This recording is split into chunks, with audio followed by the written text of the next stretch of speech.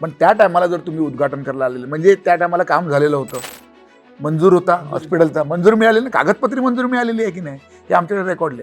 मग तुम्ही आजच्या तारखेला प्रचारामध्ये असं का सांगतात की आम्ही आणलं हॉस्पिटल. हो, जवळजवळ 1.25 वर्ष झालं त्याला, जवळजवळ 1.5 वर्ष झालं. त्याच्यामध्ये त्या मंजुरीच्या पुढचं काय काम केलं तुम्ही? म्हणजे मुंबईवरनं एखादा माणूस वसई विरारमध्ये येतो तर तो कमी पैशात घर घेण्यासाठी येतो. मग त्याला ते जसं जमेल तसं तो, काही जणांनी 2 लाखाला घर घेतलं आहे, काही जणांनी 10 लाखाला घर घेतलं आहे. जसं जसं होते तसं जो तो आपल्या आयुष्याची जमापुंजी लावून घर घेतो, तर ती जमापुंजी ज्याने त्या घरात लावलेली आहे त्याला ते घर सिक्युअर्ड राहायला पाहिजे, हा माझा स्वतःचा उद्देश असणार.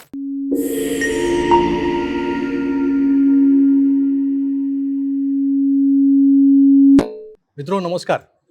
आकार DG9 मध्ये तुमचं पुन्हा एकदा स्वागत. संकल्प ते संघर्ष ही जी आपली मालिका आपण सुरू केली आहे महानगरपालिकांच्या निवडणुकीच्या पार्श्वभूमीवर. महानगरपालिकांच्या निवडणुका जवळपास 10 वर्षांनी या राज्यात जाहीर झाल्या आणि त्यानंतर जी रणधुमाळी सुरू झाली त्या रणधुमाळीत आज आपण मुंबई लगतच्या, म्हणजे मुंबईपासून 50-60 किलोमीटर अंतरावर असलेल्या एका नव्या मुंबईत आलेलो आहोत. ही दुसरी मुंबई म्हणवली जाते. तुमच्या लक्षात आलं असेल, मी वसई विरारमध्ये आहे आणि वसई विरार महानगरपालिकेच्या निवडणुकीच्या संदर्भात जे काही मागच्या काही दिवसांपासून रणकंदन माजलेलं आहे त्या पार्श्वभूमीवर इथल्या अशा काही धडपड्या तरुणांचा आज आपण मागोवा घेणार आहोत. त्यांचा संकल्प, त्याआधी त्यांनी केलेला संघर्ष याची पार्श्वभूमी जाणून घेणार आहोत. या आपल्या मालिकेच्या सुरुवातीला आपण पुण्यात होतो. पुण्यातून थेट आपण मुंबईला आलो. मुंबईतून मुंबई जवळच्या या उपनगरात म्हणजे वसई विरारमध्ये आज माझ्यासोबत असाच एक धडपडा तरुण आहे ज्याचं नाव आहे निषाद चोरगे. चोरगे फॅमिली म्हटलं की विरारमध्ये त्यांची जी पार्श्वभूमी आहे त्यात समाजकारण आलं, राजकारण आलं आणि इथल्या वसई विरारच्या सगळ्या सांस्कृतिक जडणघडणीमध्ये चोरगे कुटुंबियांचा फार मोठा वाटा आहे. आणि त्यातलाच एक उदयोन्मुख असा हा नवा समाजसेवी आज आपल्यासमोर आहे.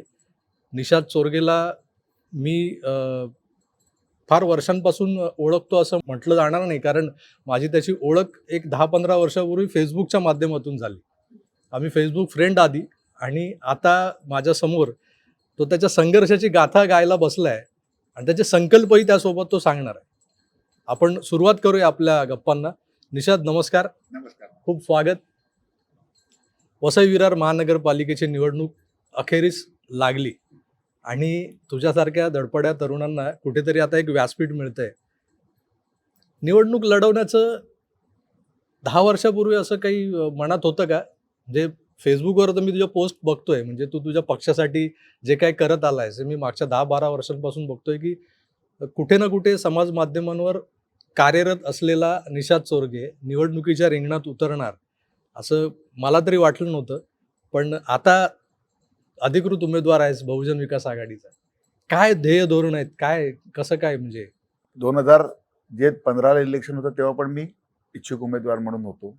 2010चं इलेक्शन होतं तेव्हा पण मी इच्छुक उमेदवार होतो. पण काही पक्षाच्या धोरणं असतात त्यामुळे मला उमेदवारी नाही मिळाली. यावेळेस मला माननीय लोकनेते हितेंद्रजी ठाकूर यांच्या आशीर्वादाने, एका सामान्य कार्यकर्त्याला, म्हणजे मी आतापर्यंत कार्यकर्ताच होतो, मला उमेदवारी दिली, त्याच्याबद्दल पहिले मी त्यांचे आभार मानतो. बघा, राजकारणाशी संबंध म्हणजे माझ्या वडिलोपार्जित, म्हणजे माझे वडील 1991ला नगरसेवक झालेले. तेव्हापासून बघतो मी, म्हणजे संघर्ष, राजकारणातला संघर्ष मी लहानपणापासून बघितला. म्हणजे ते बाळासाहेब ठाकरेंची शिवसैनिक होते, म्हणजे आहेत, बाळासाहेब ठाकरेंचे अजून शिवसैनिक आहेत. त्याच्यामुळे लहानपणापासून बाळासाहेब, दिघेसाहेब हे सगळं आम्ही घरून, म्हणजे दिघेसाहेब तर आमच्या घरी आलेले आहेत. त्याच्यामुळे तो मी लहानपणापासून, बाळ कडू बोलतात तसं तुम्ही लहानपणापासून ते सगळं शिकलेलो होतो. त्याच्यानंतर माननीय लोकनेते हितेंद्रजी ठाकूर यांच्या जी कामाची पद्धत आहे ती मला आवडली. त्याच्यानंतर मी त्यांच्याबरोबर जुळून गेलो आणि बरीच वर्ष संघर्ष केला. आणि राजकारणात काम करतात 80% समाजकारण आणि 20% राजकारण करायचा जो बाळासाहेबांचा उद्देश होता तोच घेऊन मी राजकारणामध्ये पुढे प्रगती केली. यावेळेस मला संधी मिळाली, मी ते कामाचं मॅक्झिमम करण्याचा प्रयत्न करेल. त्याच्या अगोदर जी मी कामं केलेली आहेत, म्हणजे मी आमच्या मंडळाच्या माध्यमातून किंवा पक्षाच्या माध्यमातून सर्व गोष्टींमध्ये जे 10 पासून ती जी आपली महानगरपालिका 2009ला म्हणजे 9 जुलै 2009ला महानगरपालिका झाली. 2010ला पहिलं इलेक्शन झालं. तेव्हापासून जी आपण कामं करत आहोत म्हणजे प्रत्येक वर्षी आपण सर्व शाळांमध्ये वह्या वाटप असो किंवा शालेय विद्यार्थ्यांना गणवेश वाटप असो, रक्तदान शिबिर असो किंवा आपल्या माझी स्वतःची एक मोफत ॲम्ब्युलन्स सेवा आहे, ती आहे. अशा बऱ्याच गोष्टींमध्ये आम्ही समाजकारण करायचा प्रयत्न करतो. म्हणजे पक्षाच्या माध्यमातून असो किंवा मंडळाच्या माध्यमातून. या सगळ्या गोष्टी करत, करत आम्ही हळू पुढे झालो आणि आज मला ती संधी मिळाली. पण आता हा जो प्रभाग क्रमांक 7 जो आहे, ज्याच्यातून उमेदवारी तुला मिळालेली आहे, पूर्णतः झोपडपट्टी किंवा स्लम ज्याला म्हणतो आपण, चाळी आहेत जुन्या, आणि त्यातही बऱ्यापैकी अनधिकृत बांधकामं जास्त आहेत. काही भूखंड असेही आहेत की ज्याच्यावर महानगरपालिकेची आरक्षण आहेत आणि एक मोठी ट्रॅजेडी काही महिन्यांपूर्वी वसई विरारमध्ये झाली होती. हा एक मोठा प्रश्न आहे तसं बघायला गेलं तर. त्याकडे कसा बघतोस? नाही, आमचा तो उद्देश तर आम्ही बघा, जे काय हितेंद्र ठाकूरच्या माध्यमातून जे काय काम होत होतं आणि माझा स्वतःचा उद्देश काय आहे, या प्रभाग क्रमांक 7 मध्ये बरेच स्लम आहे. ते स्लम सर्व रेग्युलाइज झाले पाहिजे, त्यांची जागा त्यांच्या नावावर झाली पाहिजे आणि जे रिझर्वेशन्स आहेत त्या रिझर्वेशनमध्ये ज्या ज्या बिल्डिंग्स आहेत, एक तर ते रिझर्वेशन्स आपल्याला शिफ्ट करावे लागतील महानगरपालिकेच्या माध्यमातून, तर त्यांची घरं अधिकृत होऊ शकतील. रिझर्वेशन्स महानगरपालिकेला हँडओव्हर करून घ्यायचे. रस्ते असो, प्लेग्राऊंड असतो, गार्डन असो, जी सर्व रिझर्वेशन्स आहेत याच्यातली ही सर्व महानगरपालिकेला हँडओव्हर करून घेऊन त्याच्या व्यतिरिक्त ज्याच्यावर अनधिकृत बांधकाम आहे ते रिझर्वेशन्स शिफ्ट करून घेतली पाहिजेत. म्हणजे आज जवळजवळ मला असं वाटतं 2007-2005 पासून त्या याच्यावर अनधिकृत बांधकामं आहेत. त्याला कोण वगळू शकत नाही. ती कोणी केली, काय केली या विषयाबद्दल जाण्यात काय आता अर्थ नाही. ज्यांनी केली त्यांच्यावर केसेस झाल्या, सगळं झालेलं आहे.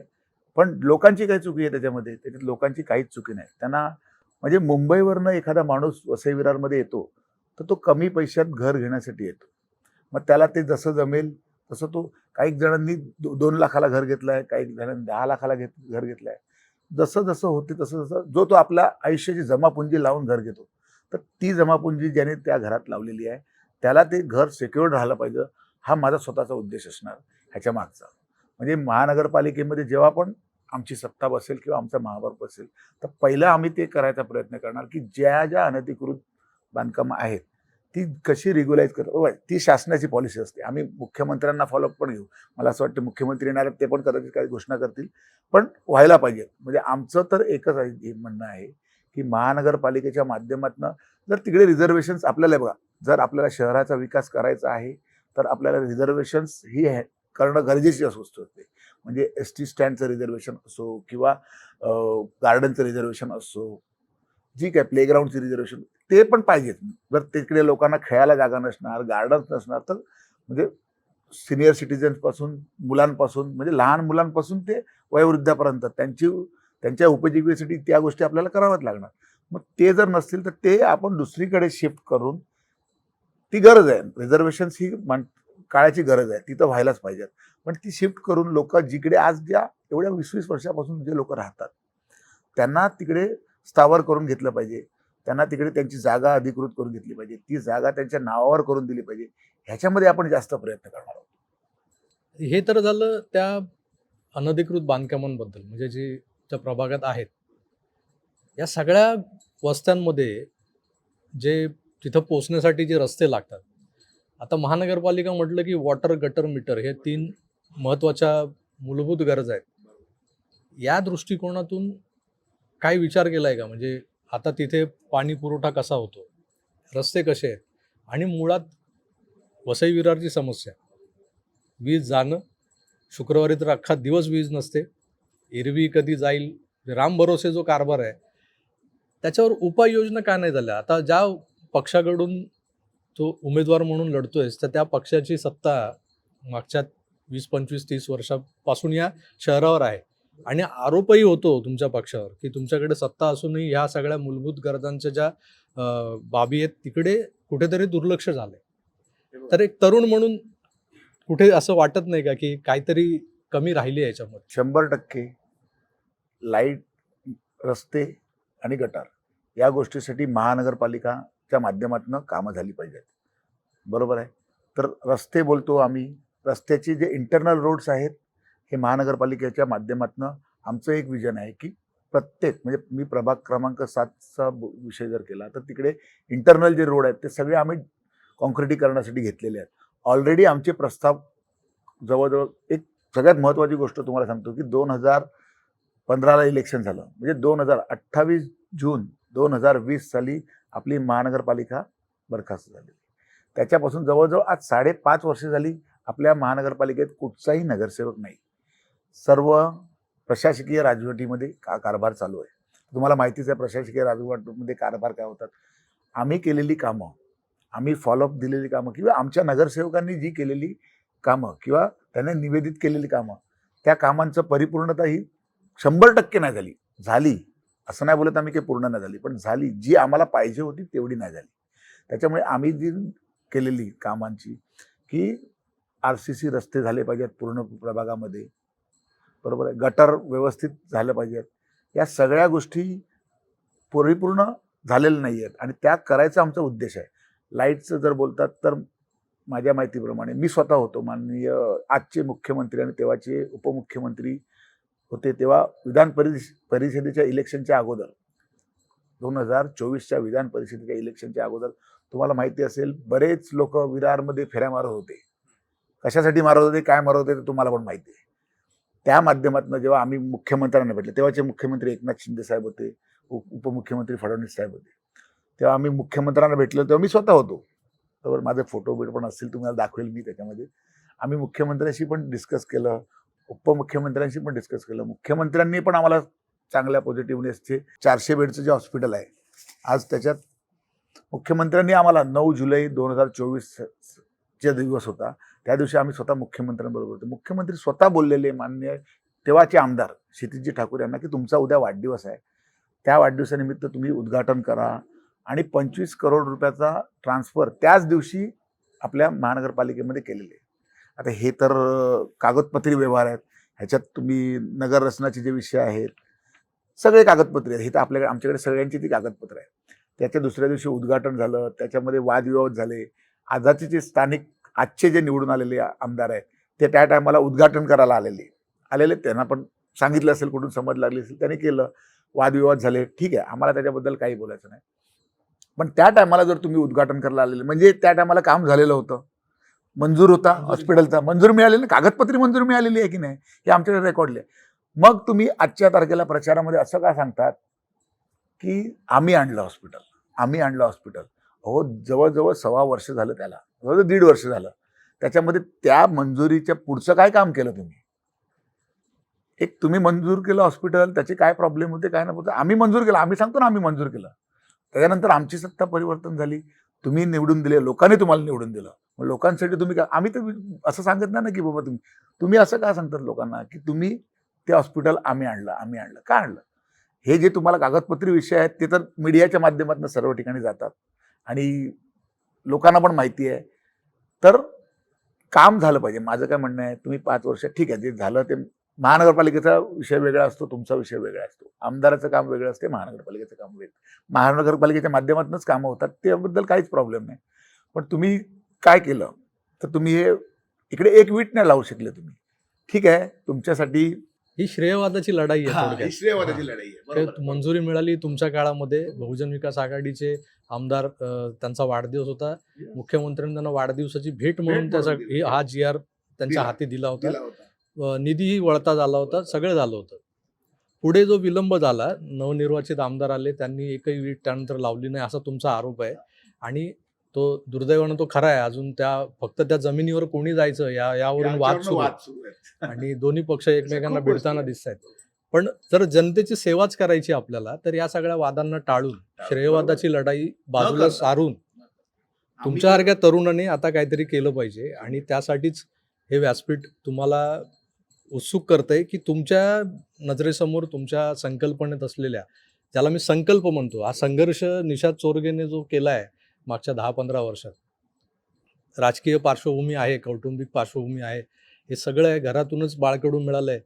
पण प्रत्यक्षात राजकारण करताना काहीतरी संकल्प घेऊन मैदानात उतरायचं असतं आणि हे जे काही संकल्प आहेत मनात, त्यातला असा महत्त्वाचा कुठला मुद्दा आहे की जो या प्रभागाला असा एक गेम चेंजर ठरू शकतो? हे बघा, महत्त्वाचं म्हणजे ज्या प्रभागामधनं मी उभा आहे, त्या प्रभागामध्ये सगळ्यात म्हणजे आपल्या विरारमधलं सगळ्यात मोठं डॅम म्हणजे आज जो विरारची नगरपालिका होती तेव्हाचा तो 1 MLDचा डॅम होता. तो डॅममध्ये आज जी त्याची दुरवस्था आहे, ती व्यवस्थित करणं. म्हणजे आमचं तर टार्गेट होतं त्या 1 MLDला 2 MLD करूया. पण आजच्या तारखेला पाणी खूप आहे. म्हणजे पाणी आजच्या तारखेला महानगरपालिकेच्या माध्यमातून जवळ-जवळ म्हणजे 6 MLD पाणी होतं. तुम्हाला माहिती आहे वसई विरार जेव्हा 90ला आप्पा आमदार झाले तेव्हा 6 MLD पाणी होतं. आज 430 MLD पाणी येते. ते ठीक आहे. ते प्रत्येक जे आपल्या प्रभागाची ग्रोथ चालू आहे म्हणजे ज्या वसई विरारच्या मध्ये जेवढं पॉप्युलेशन येते त्याच्यासाठी ती गरजेची गोष्ट आहे आणि ती व्हायलाच पाहिजे. म्हणजे जे नवीन आमदार पण आले असेल त्यांनी पण त्याला वाढवून करायला पाहिजे. कारण की जेवढं फास्ट ग्रोथ पॉप्युलेशन जे आपल्या विभागात होते ते व्हायला पाहिजे. पण मी जे आहे केलेलं संकल्पनेचा विचार आहे की त्या डॅमचं नीट झालं पाहिजे. त्याच्यात चांगलं म्हणजे वाढवलं डॅम तर ते झालं पाहिजे. त्याचं सुशोभीकरण झालं पाहिजे. जे रिझर्वेशन प्लॉट आहेत ते हँडओव्हर झाले पाहिजेत. त्याच्या व्यतिरिक्त आपल्या फुलपाड्यामध्ये जी स्मशानभूमी आहे म्हणजे 2010 साली माझे काका नगरसेवक होते, त्यांनी तेव्हा ती सुशोभीकरण केली. त्याच्यानंतर जवळजवळ 15 वर्ष झाली त्याच्यामध्ये झालेलं म्हणजे एवढं काय व्यवस्थित काम नाही. डागडुजी होते. पण आज वैकुंठ भागामध्ये तिकडे जातो माणूस म्हणजे आता शेवटी सगळ्यांना तिकडेच जायचं आहे. त्याच्यामुळे ते तर आहे. त्याची अवस्था दुरवस्था झालेली आहे. ती व्यवस्थित करायला पाहिजे. लोक जे स्लममध्ये आज जे लोक राहतात त्यांना त्यांची घरं म्हणजे अशा बऱ्याच जागा आहेत की महाराष्ट्र शासनाच्या नावावर आहेत आणि वर्षानुवर्ष लोक तिकडे राहतात आहेत. तर महाराष्ट्र शासनाला पाठपुरावा करून ती जागा त्यांच्या नावावर झाली पाहिजे.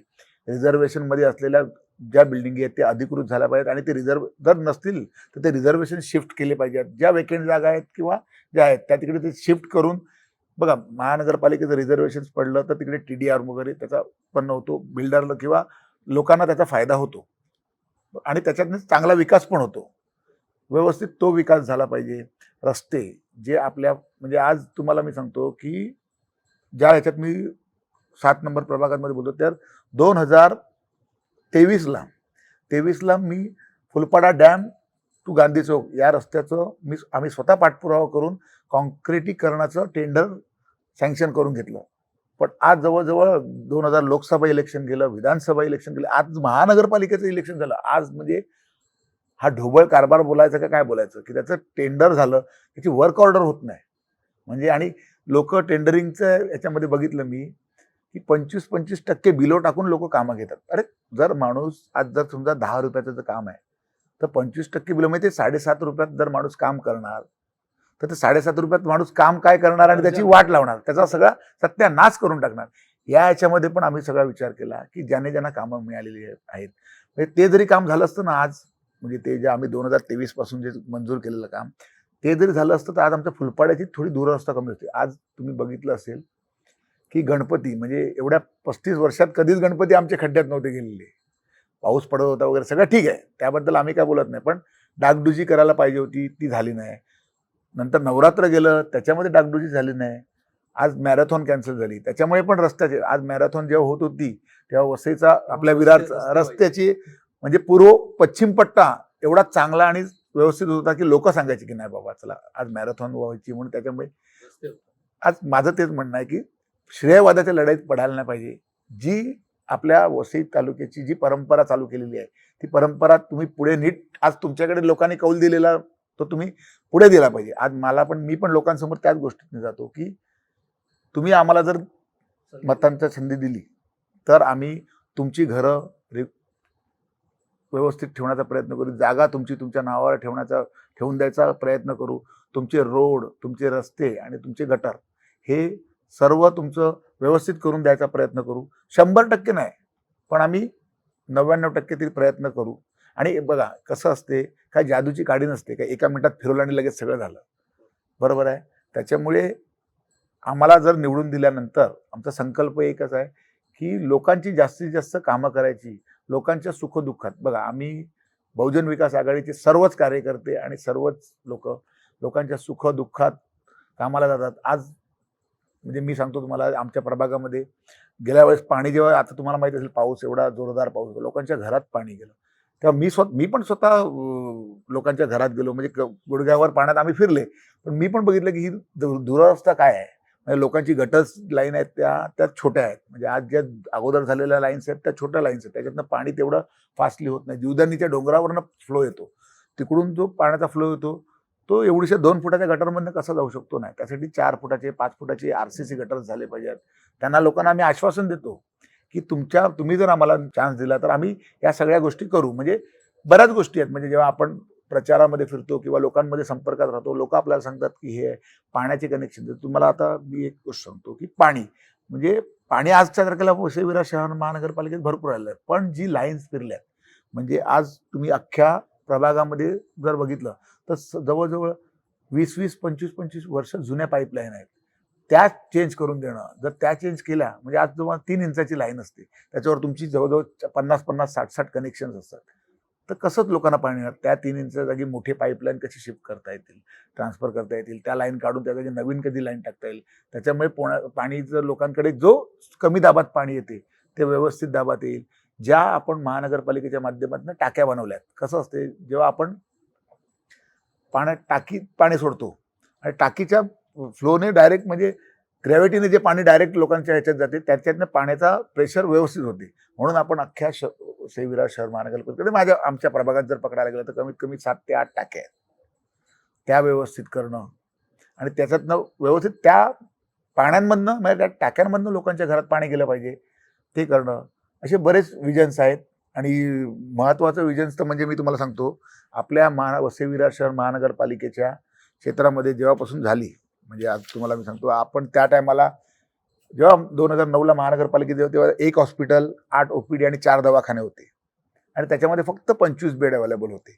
आज आपल्या 2024 पर्यंत आज आपण आपल्या महानगरपालिकेचे 7 हॉस्पिटल्स आहेत, 2 माता बाल संगोपन केंद्र आहेत, 21 दवाखाने आहेत, आपले 15 आपला दवाखाने आहेत आणि जवळजवळ 45 आयुष्यमान बेडच्या हे आहेत. आणि जवळजवळ ज्या पण आपल्या वसई विरार शहर महानगरपालिकेत डिलेव्हरी होतात त्याच्यातल्या 50% डिलेव्हरी आपल्या महानगरपालिकेच्या ह्याच्यात होतात. म्हणजे तुम्ही विचार करा, एवढ्या मोठ्या प्रमाणात महानगरपालिकेच्या प्रसूती ज्या असतात त्या लोक करतात, म्हणजे सर्व जाती धर्माचे लोक येऊन त्या गोष्टीत हे करतात. म्हणजे पुढचं विजन आमचं एक राहील की आपल्या वसई विरार शहर महानगरपालिकेची स्वतःची ब्लड बँक असली पाहिजे. साठी आज कॅन्सरचं प्रमाण आपल्या या विभागात खूप वाढलेलं आहे. त्यांच्यासाठी महानगरपालिकेच्या माध्यमातून काय करू शकतो की कॅन्सरचं हॉस्पिटल, TBचं हॉस्पिटल, या गोष्टी झाल्या पाहिजेत. या फ्युचर आज आपल्याला पण माहिती आहे मुंबईमध्ये जायला लागते. काही झालं आपल्या वसई विरार शहर महानगरपालिकेत तर आपण माणूस काय धावतो, काही झालं, प्रॉब्लेम झाला तर माणूस लगेच मुंबईला धावतो. तर ते मुंबईला न धावता वसई विरार शहर महानगरपालिकेत तेवढी सुसज्ज हॉस्पिटल्स आणि सगळी अवेलेबिलिटी झाली पाहिजे. हेच महत्त्वाचं आमचं या पुढील 5 वर्षात विजन असणार आहे वसई विरार शहर महानगरपालिकेच्या माध्यमातून. संघर्ष ऐकला, त्यानंतर संकल्पही ऐकले. वसई विरार हे अशी जुळी उपनगरं मुंबई लगत असल्यानं खूप आशेनं लोक याकडे बघत असतात. म्हणजे ज्यांना मुंबईत घर घेता येणं शक्य नाही वाढत्या किमतीमुळं, ते लोक इकडे येतात, इथे स्वस्तात घरं मिळतात म्हणून इथे येऊन राहतात. आणि इथल्या सुविधांच्या बाबतीत गेल्या काही वर्षात बरीच सुधारणा झाली आहे, पण अजूनही म्हणावी तितकी सुविधा या माणसांना, या लोकांना मिळत नाही. आणि ती बोंब जी आहे, ती बोंब लोकप्रतिनिधींच्या नावे पावत्या फाडून केली जाते. अर्थात हे झालं एक इतिहासातलं, आपण जे म्हणतो ते जुनं झालं सोडून द्या असं म्हणतो. आणि ते जुनं झालं ते सोडून देत आपण नव्याकडे वाटचाल करत असताना नव्या पिढीतले असे उमेदवार, असे तरुण जे त्यांचा संघर्ष करता करता या संकल्पांना घेऊन सोबत आलेले आहेत, त्यांचे संकल्प तडीस जावो या शुभेच्छा देऊया. आणि वसई विरार महानगरपालिकेत खरोखर एक सुसज्ज असं इस्पितळ नक्की व्हावं ही अपेक्षा आहे. यामागची कारणं मी माझ्या एका व्हिडिओत तुम्हाला नक्की सांगेन, कारण त्याच्याशी माझा वैयक्तिक अनुभव जोडला गेलेला आहे. तर सध्या या नोटवर आपण थांबूया. निशाद, खूप खूप शुभेच्छा. 16 जानेवारीला आपण भेटू. नक्की नक्की विजयाचा गुलाल लागलेला असेल अशी अपेक्षा करूया. आणि जो संकल्प सादर केला आहे तो प्रत्यक्षात पुढच्या 5 वर्षात तो संकल्प पूर्ण झाला आणि दुसऱ्या टर्मसाठी उभा असलेला निशाद चोरगे आम्हाला पाहायला मिळाला तर आनंद वाटेल. धन्यवाद.